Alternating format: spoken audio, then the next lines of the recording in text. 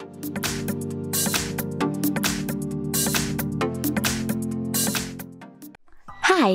In front of me is Samsung Galaxy M22, and today I would like to show you how you can download and apply animated live wallpaper called Magic Fluids.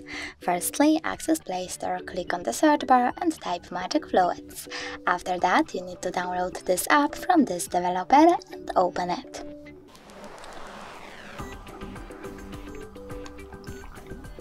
Now click on the three lines at the bottom right corner and select Settings.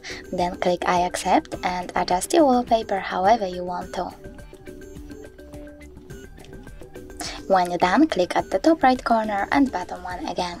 This time choose Set as Live Wallpaper, click on Set Wallpaper and decide if you want to see it on home screen or home screen and lock screen by clicking on one of the options. So now when I go back, I can see that my wallpaper has changed. Thanks so much for watching. If you enjoyed this video, don't forget to leave a like, comment and subscribe. Bye!